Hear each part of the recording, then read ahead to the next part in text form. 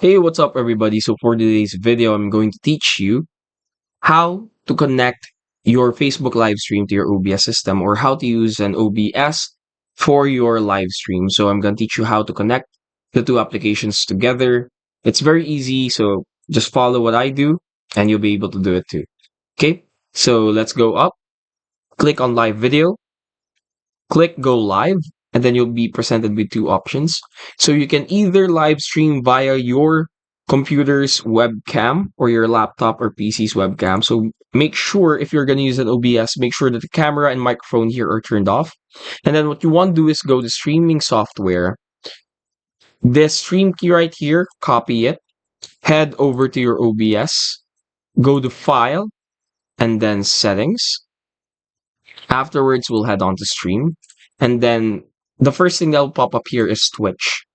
And then what you want to do there, if that happens, you want to go to Facebook Live and then you want to replace this. You put in the correct stream key right there.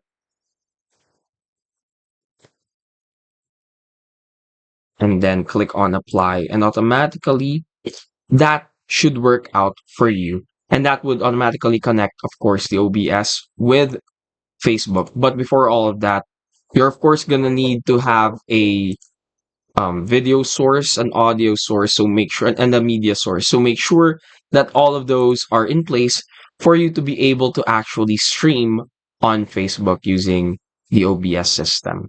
And yeah, that's basically everything you need to know. So what's very important here is your stream key, of course, and you just need to put it on the OBS system through the file section right here, and then settings, and then stream. And that's it. We hope this video was able to help you out. If it did, please do hit the like and subscribe button only here on Talk Help Guide.